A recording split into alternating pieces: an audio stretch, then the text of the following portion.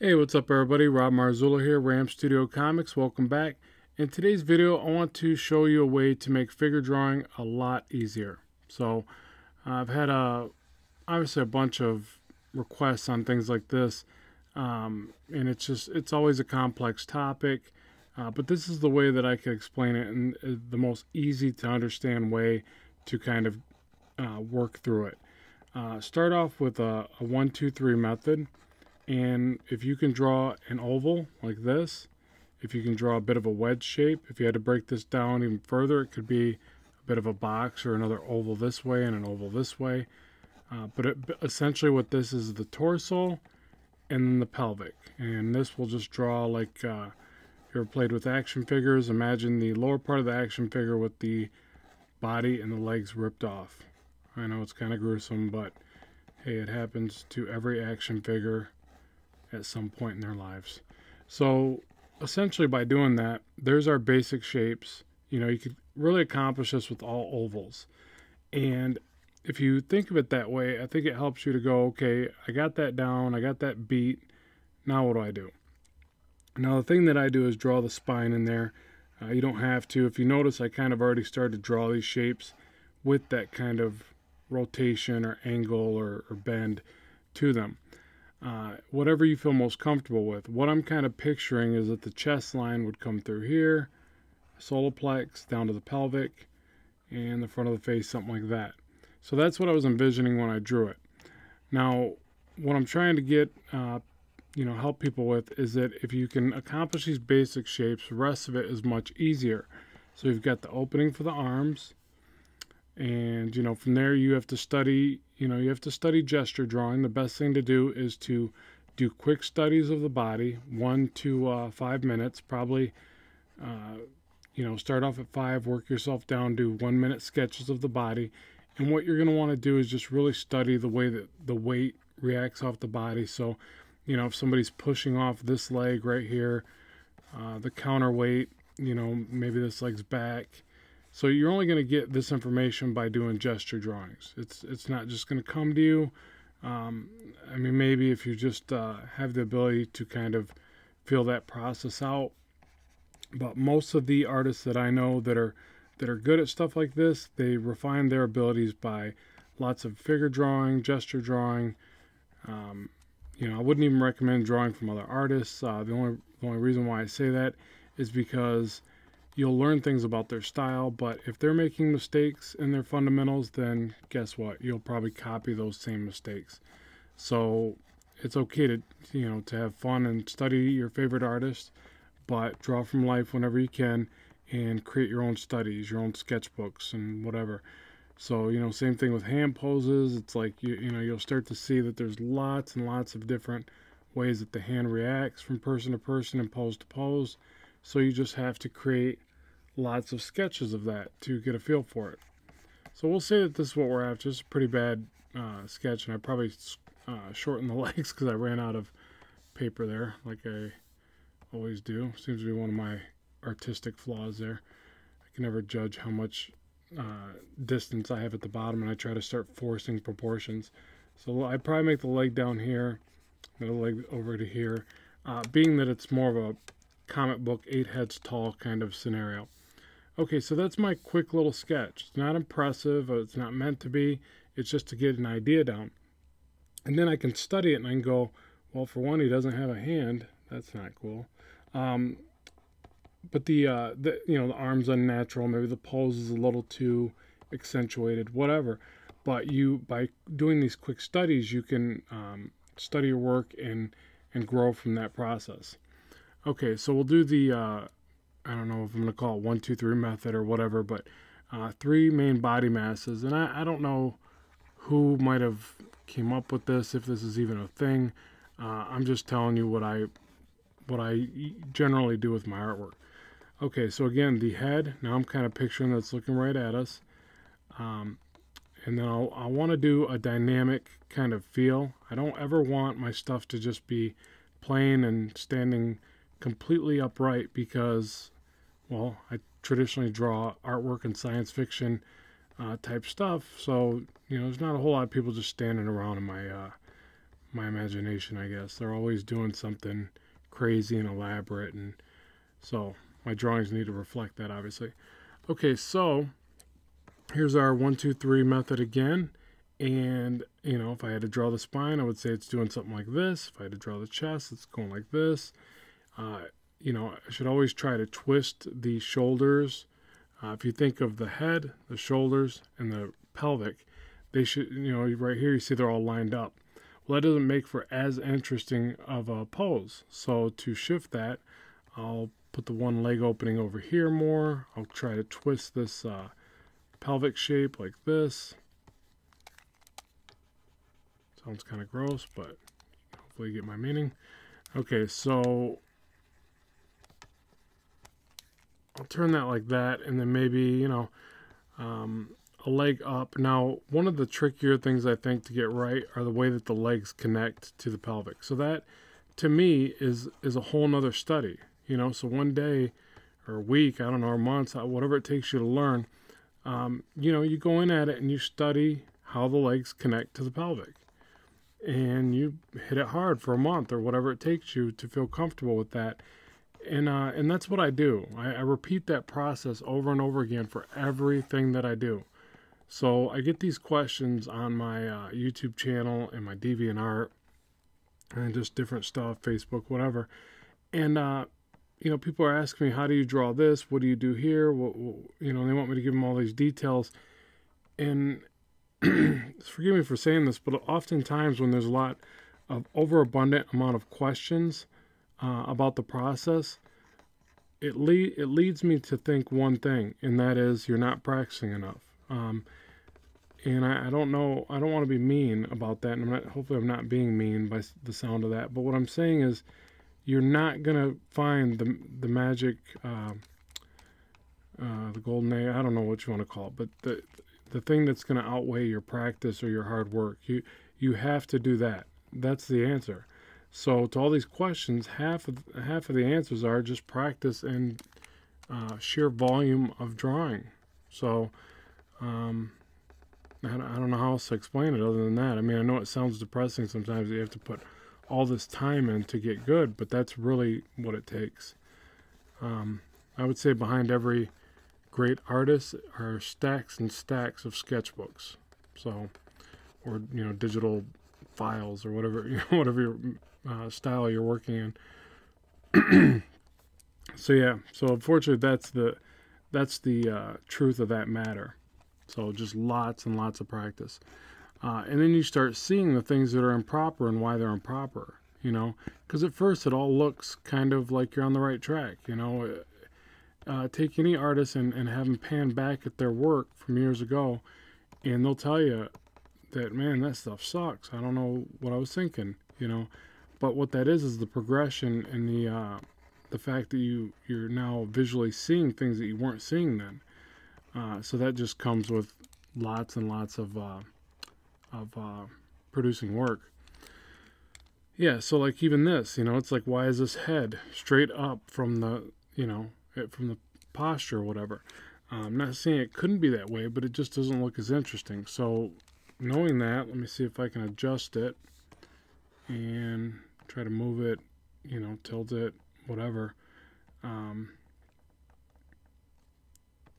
So I'll do that a lot too, where I'll sit there and take these poses and I'll try to rework them and see if I can make a good pose out of a bad pose. Which is really necessary, because the more you work professionally, the more you got to figure out ways to cut corners and save time. I work, a lot of my work is done in storyboards where the time intensiveness of it is insane, to where you have to figure out how to hurry up and draw something really quickly and get it done, because people are waiting on you to do some, pitch or animation of the work or whatever. So gesture drawing is very important for that. Like even that one, I know I'm blabbing here, so I probably went way over, and I don't know what this just took, but probably way too long for just a gestural concept. So, even though it's very rough and very crude, that's, just stacking these up is what's really important to start getting a good feel for the way the body works.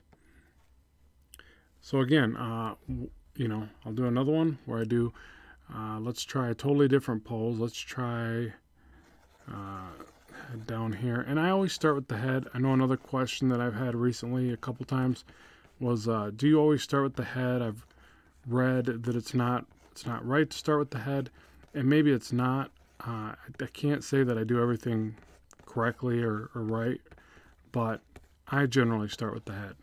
I don't know why. I don't know if it's right or wrong. It's just what I do.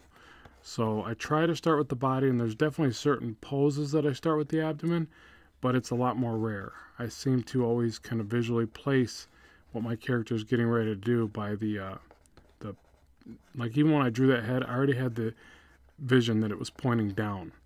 I don't know why. It's just kind of where I'm at with the way that I envision my poses. But I'll tell you, like stuff like this, you know, these are the tricky ones for me. Like for instance, I don't often see somebody squatting down, looking down at the ground, you know, hands over their knees or whatever, maybe one knee like this. Here's the pelvic. I should have drew that in first, sorry. So there's the opening of the legs. And maybe this other leg is down to the ground and back. So I struggle with poses like this because it's not something I would see every day or even be able to find reference quickly or easily enough. Now keep in mind, that's why I have, what do I got? I got 3 cameras now. I got 2 cameras and I've got my computer camera.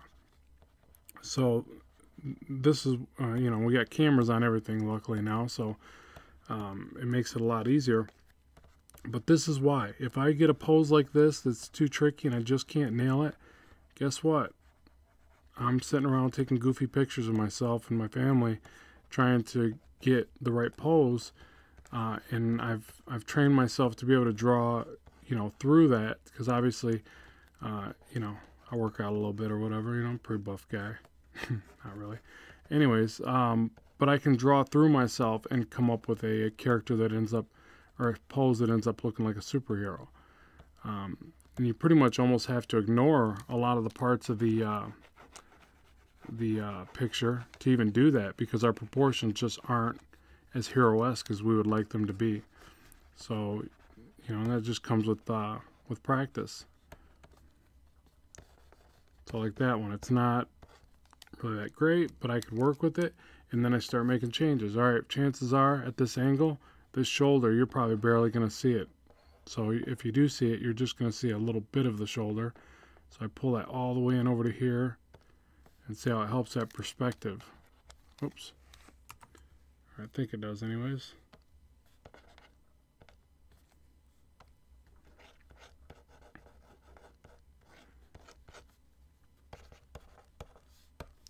Yeah, so I really think that method of drawing the 3 parts of the body like that really does do the trick. It makes it a lot easier to digest. Now, the other thing I want to address, and then I'll bring this to a close, is I had somebody say, well, I don't like drawing all the cones and cylinders and, you know, stuff. And that's why I mentioned the ovals in the beginning.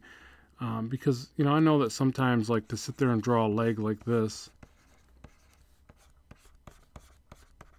you know, seems crude, and you're like, why would you do that?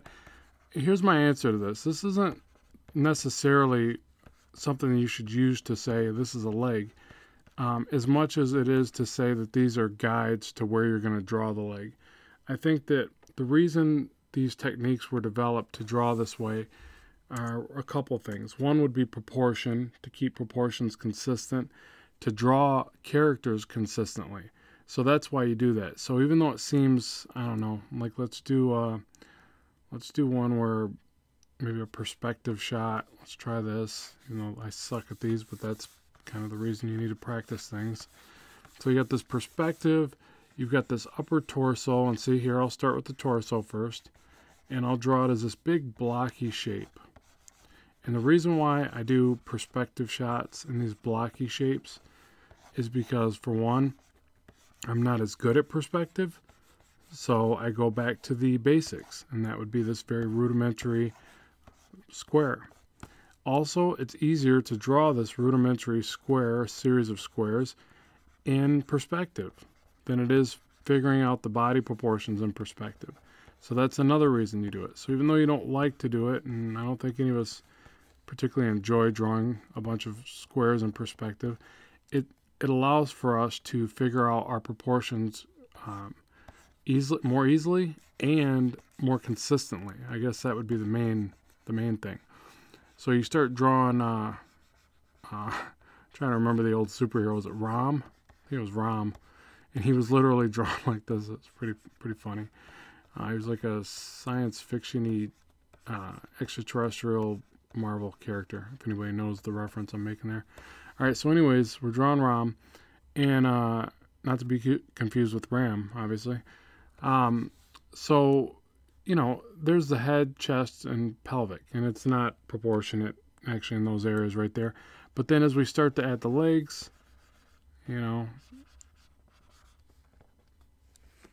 no, actually, it would have to come in more. I'm going to show how bad I am at perspective. It becomes a little bit easier to get all this in there. And I don't know, maybe you're just better at drawing without using these guides here. But if you're not, if you find yourself struggling, then this is something that you can do to kind of rectify that. So it's easy to say, okay, no, from this perspective, you would see more of the top of the head.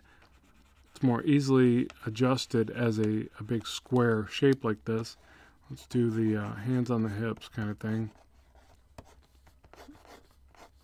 So again, I'm drawing these really blocky, boring cylinders. See if I can even make this work. Circles for the shoulders. So pretty darn crude, you know. And then from this area, I don't even know how the feet would look from here. And see, this is where I would even pull reference. So I would combine even this with reference because I'm just, like I said, I'm not the greatest at these kind of perspective shots. So it's better for me to use all the tricks of the trade, you know, to help me through it. You know, the other thing you got to remember is that all these things you're called to do at the drop of a dime. So you got all these techniques at your disposal to help you with that kind of situation. But all of a sudden the client or whoever you're working with, editor, client, customer, whatever, they call and say, you know, oh, we want this character in a different pose and scrap where you were already at. And, you know, a lot of times the funny thing is people make changes and they never change the deadline. It's funny how that works, but or in my profession, they actually push the deadline up on you, which is always lovely. But not complaining. If one of you guys are listening, I love the work. Thank you. All right, so there's our rough template, you know, and it's obviously crude. It looks like a, you know, little kid drew it or whatever. No offense to those little kids that are watching. But that gives you the basic, you know, building block of it.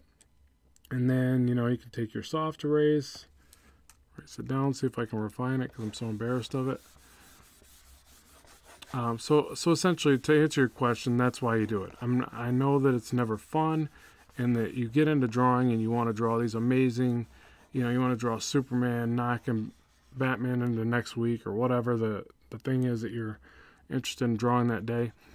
And, you know, but it starts here with all this fundamental baloney, you know, that you've got to get down or you're not going to be able to draw those really cool splash pages and pinups that everybody likes to do. So just the way it goes. See, and then now with this basic structure down, you can get into the fun stuff and go, okay, I want this guy to have, you know, muscles and whatever. He's a pretty chiseled guy. He works out, does his pull hotties, and, you know, just start getting in here and playing around and figuring that out.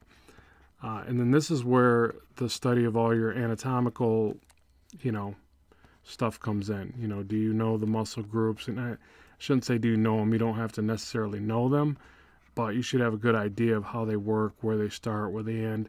You don't necessarily need to know the names. It's not a bad thing. You know, I think it's easier to commit to memory if you really study to that degree. Like, what's the one I just learned? Yeah, awkward. I don't know. Well, this is a bicep. I know that much. bicep, tricep, deltoid, pectoral, lataris, you know, whatever. It pretty much stops there. What's this one? Femoris? Anyways, yeah, so I need to learn them, and that's where I probably shouldn't even brought that up. So, but yeah, but I know basically where they, sorry, that was embarrassing. Basically where they start and where they end. So as I draw this out, I can kind of fake a little bit of a design, you know, to some kind of believability. It's not perfect. If you put this up next to a real picture of somebody, you'd realize real quick that it's not accurate, but hopefully enough to tell a story and to get to the next page or next panel of the artwork, or the next stage of this drawing, which would be shading and, you know, stuff like that. So yeah, so that's essentially why you do all that, so that you can layer all your work, do it in stages, do it to some kind of accurate level of speed and continuity through your drawing process. So you got to do all the boring stuff to make that happen. So yeah, so hopefully this has given you a little bit of insight into that and helped you with a little bit of that process. So try that 1, 2, 3 method. Just draw your head, upper torso, and then pelvic, and then practice drawing the limbs on there. Remember to do your 1 to 5 minute studies. There's great websites for that. I'm sorry I don't have any for reference that I could put, but you're welcome to comment in the section below. I know there's lots of them. Some that are strictly dedicated to just doing quick life studies or figure drawing studies. And yeah, that's about it. And then you know, apply that with everything. Do those 1 to 5 minute studies on faces. Do them on hair. Whatever it is you're struggling with that week. Just clock a bunch of hours in with that particular subject matter, and that's the secret sauce right there. So at any rate, thanks for tuning in. I appreciate you watching. Be sure to let me know what you think of the videos, what you'd like to see in the future. Like, share, subscribe, all that fun stuff. As always, I thank you for watching. We'll talk to you soon. Keep drawing, keep having fun, and bye for now.